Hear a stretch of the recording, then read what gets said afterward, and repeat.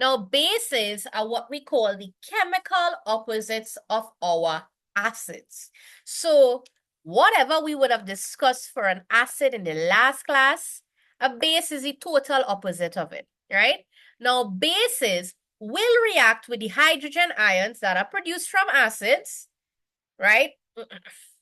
Right? They react with it to be able to create a salt and water. So it's kind of come like it canceling out an acid. So bases will include all metal oxides, hydroxides, and ammonia gas, right? An alkali, when you hear the term alkali, is one of these things, the metal oxide, the hydroxide, or ammonia is dissolved in water. Hence the name soluble bases. So I will repeat. Bases would be metal oxides, hydroxides, ammonia gas. Alkali is when one of these bases are dissolved in water, hence the name soluble. So some common lab alkalis that you all will be dealing with is sodium hydroxide, calcium hydroxide, potassium hydroxide, and even aqueous ammonia, liquid ammonia. Tell me if we good there so far. Yeah, miss. Yep. All right. General properties of it, they're usually bitter on taste, they're very soapy, and they are corrosive. Now, I'm going to ask you something. Don't think it's weird, but it ever had like any time that you was taking a shower or washing your hair and the shampoo went in your mouth by accident or soap? That ever happened to anybody? Yeah. It don't really taste too pleasant, right? It really is a bitter kind of taste.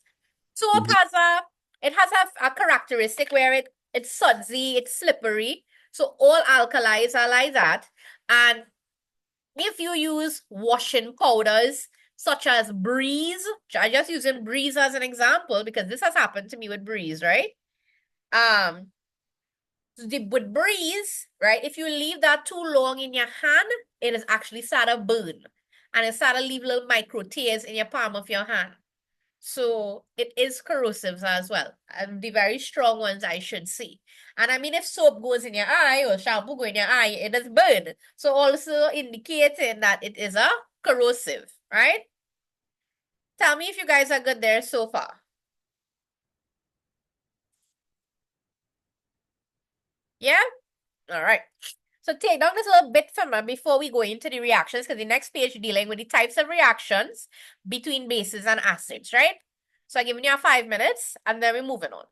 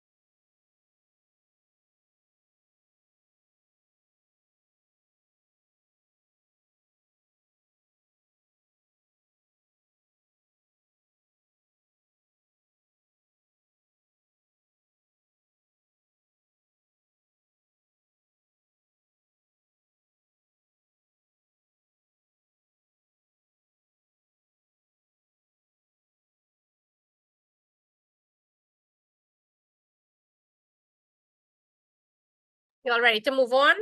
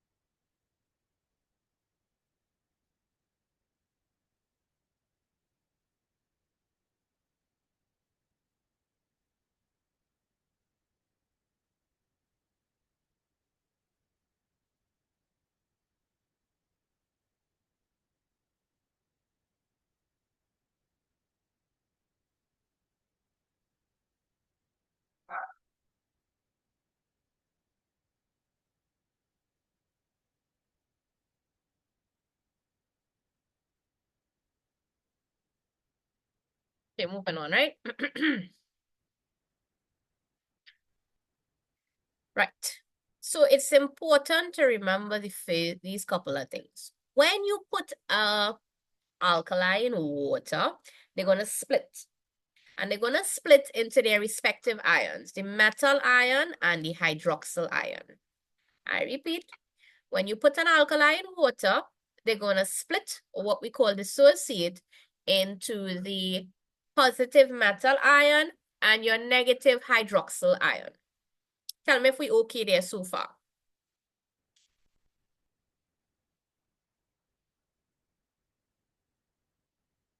Yep. A strong alkali completely dissociates when dissolved. So like sodium hydroxide is an excellent example. Some of them that are weak will partially dissociate when dissolved, like for instance, ammonia. So ammonia is not very strong, right? It's a very weak alkali as compared to sodium hydroxide, which is very, very strong. Let's go through the reactions now of your bases. When an acid and a base reacts, you get a salt and water.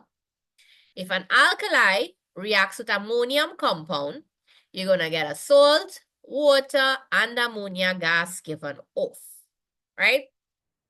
Now, when you're reacting these acids and bases, right, we have to usually determine the neutralization point.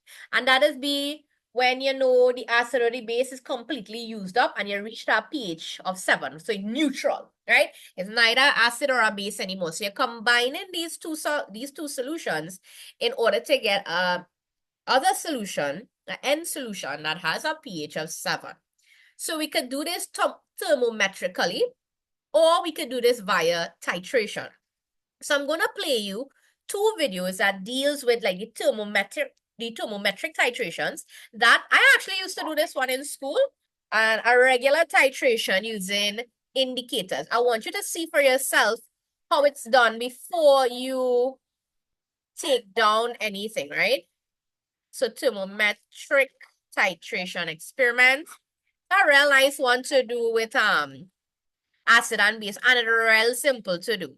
All you really need is your a burette, right? Cyretex cup, your thermometer. And that's about it. It's nothing very difficult. Right? Looking for a good one.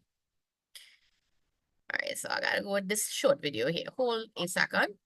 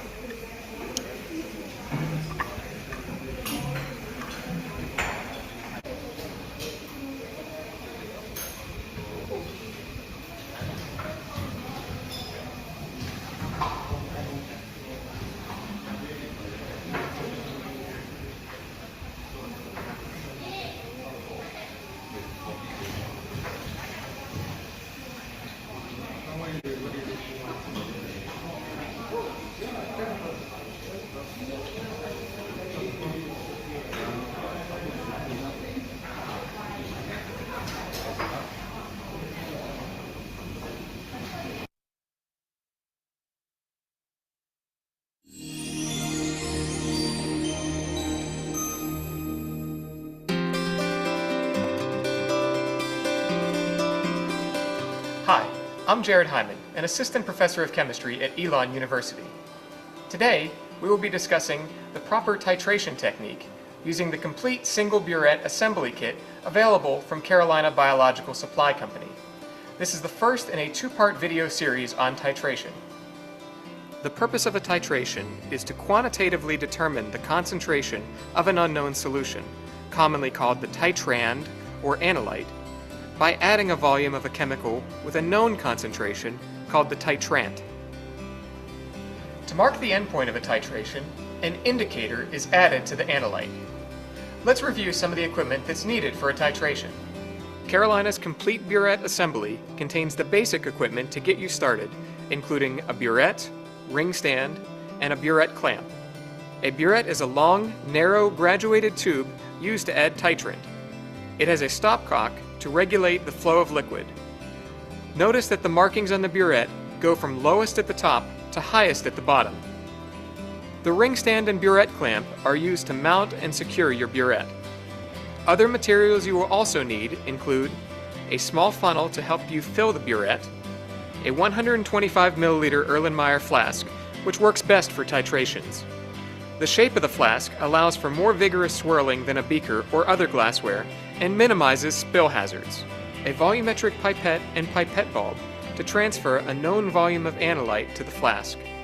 A wash bottle filled with deionized water, a beaker or flask of titrant and of analyte, indicator selected for your reaction, a reading card to help read the meniscus, and a sheet of white paper to help visualize the endpoint.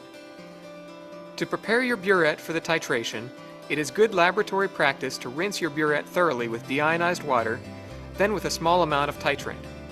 After each rinse, open the stopcock to allow the liquid to drain out the bottom. If there is a lot of liquid clinging to the walls of the burette, then thoroughly clean your burette and repeat the rinse process. The accuracy of this technique is dependent on the titrant flowing into the flask and not sticking to the walls of the burette. Mount the burette in the clamp, making sure it is positioned vertically and there is enough room to position your flask underneath the tip. Check to see that the stopcock is in the closed position. Insert the funnel into the top of the burette and fill with titrant almost to the top. Filling exactly to the zero mark is not necessary, but you do need sufficient titrant to complete the reaction. Check the column for air bubbles and gently tap to free them from the side walls. Remove the funnel. Place the Erlenmeyer flask under the tip and open the stopcock to allow a few milliliters of titrant to flow through, releasing any trapped air. Rinse the tip of the burette with water.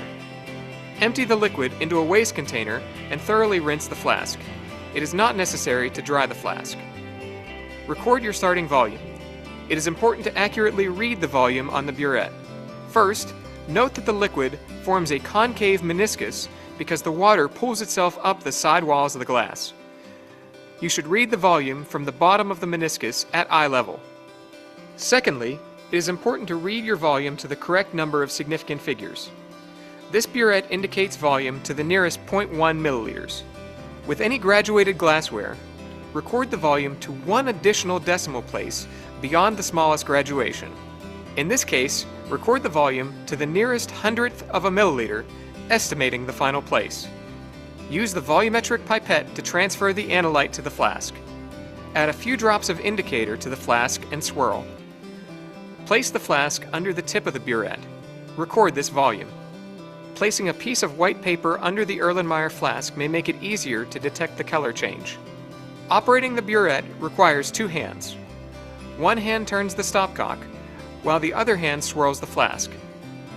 Practice turning the stopcock a few times to familiarize yourself with how quickly the flow starts and stops. It is common laboratory practice that the first titration is an estimate.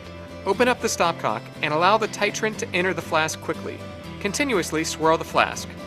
As the volume of titrant in the flask increases, the color of the indicator appears, then disappears as you swirl. When the analyte becomes a colored solution, close the stopcock. Record the final volume of the burette. Subtract the initial volume from this final volume to get the estimated volume of titrant needed for this titration. Knowing the volume that is a little past the endpoint, Subtract 5 milliliters from that number to get the amount of titrant that can be safely added before a slower addition is required. As the estimate titration shows, a dark-colored solution indicates an excess of titrant has been added. The desired endpoint is a pale, faintly colored analyte. To reduce the risk of passing the endpoint, slow down the addition of titrant when flashes of color begin to appear in the analyte. Adjust the stopcock to slow the flow of titrant to a dropwise rate. Continue to swirl the flask with one hand and keep the other hand ready to close the stopcock. When you notice the indicator taking longer to fade, close the stopcock. Rinse the tip of the burette with deionized water and swirl the flask. Record the final volume on the burette. If the analyte remains faintly colored, then you have reached the endpoint. If the analyte is still colorless, then repeat these steps. Add a drop, rinse, swirl, and record until a faint color persists. Typically, titrations are performed in triplicate. Use the average volume of the titrant required to reach the endpoint for any calculations. You now know how to properly perform a titration. Be sure to check out the second video in this series. In that video, we will go over the proper procedure for determining the concentration of an unknown acid solution using a base of known. Right. So if I have to do titrations with my students, so like in the past, what I've done, oh, Kyle, by the way, I worked on this stuff for you. I have to send it in a little while for it. So I didn't forget you. I just had a lot of things to sort out today with some of my students in school, right? Miss, if I tell you I do that today. It went, you get through with it? Yeah, he let Okay. me do it in groups. So I end up I just do it with somebody. All right, so you make sure you get like your problem statement, aim, title, Yeah, expected procedure, apparatus, material, guys are coming back to it, variables, expected yeah, operation. everything pretty normal, far normal, plan and design and thing. Yeah, the full works, right? Yeah, All right, so if anything, just message me, huh? alright, no problem. Yeah, Thanks. no problem. So as I was saying, right? So with regards to the labs, right? So the thermometric titration, I just usually do it with my Form 4s, Form 5s, right? So what I would have them do is I would pour out a known value of an acid, right? Or you can put a base. I just prefer to put the acid in the cup, but some people just put the base. So you can use the base in the cup, right? Take a thermometer and you measure the temperature initially, right? And you're leaving the thermometer in the cup, and then you're using the burette with an unknown volume of your acid, and you keep adding the acid to your cup, your Cyrotex cup, with your base, and you will see the temperature rising, because with neutralization reactions, right? When an acid is added to a base, it does give off heat, right? I've done this with children already, and I don't want you going and blowing up your homes. But if you add Clorox, household Clorox, like bleach I'm talking about, to ammonia, you will actually see the reaction happening yourself with some smoke coming off of it, and it will give you a lot of heat. All right. So please don't do that at home. It's highly toxic to inhale. It will knock you out. But I've done it in the lab already with children, right? We did it outside where it had a lot of ventilations for them to actually see it for themselves. But usually with titrations, they typically give off a lot of heat. So when you keep adding the acid to the base, right, what's going to happen is at some point at time, you're going to see the temperature rising, and it keeps rising, right, until it starts to drop. And then when it starts to drop now, let's say just take all the readings, and when you plot your graph and you see where the peak is on your graph, the highest temperature is usually the neutralization point. And then, well, there is the other titration that you guys know about with the acid against the base, with the indicator. And if the indicator change color, well, you know you've reached the end point of your reaction, which will be the neutralization point, right? So we're gonna take this part down, and when we're finished here, yeah, can we finish the other part? When we finish here, we're going to actually talk about acid and base reactions or neutralization reactions in everyday life that we just do for ourselves, right? So when you're finished, just let me know.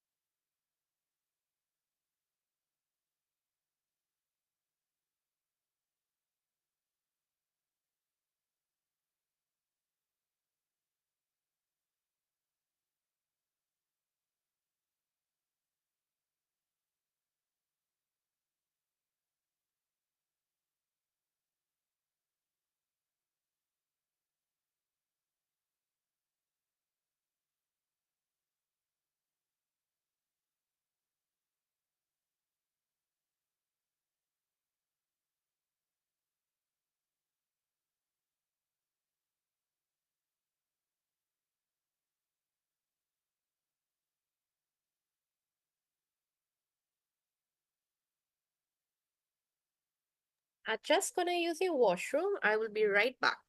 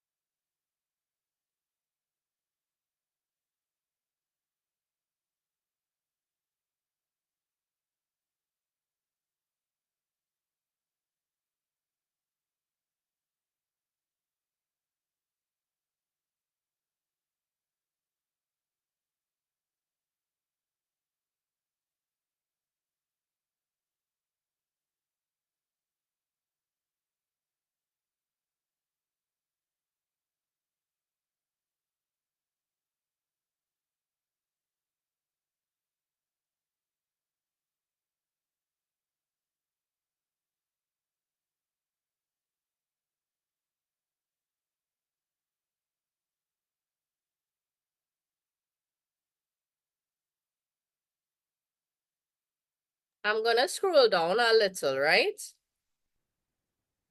Please remember these two examples I have here with the thermometric titration and irregular titration, right?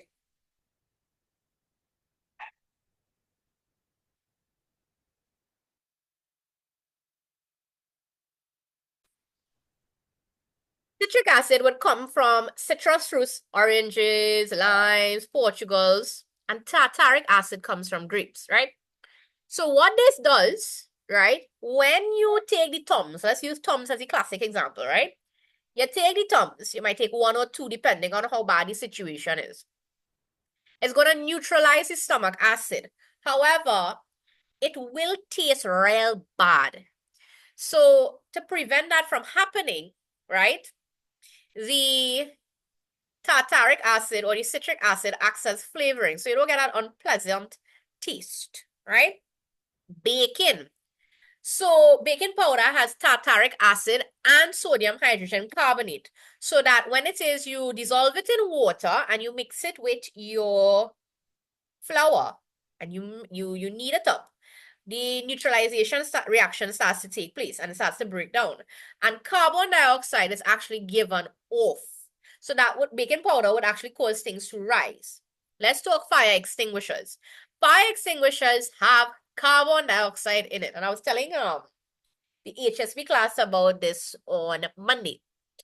Carbon dioxide is a very heavy gas, right?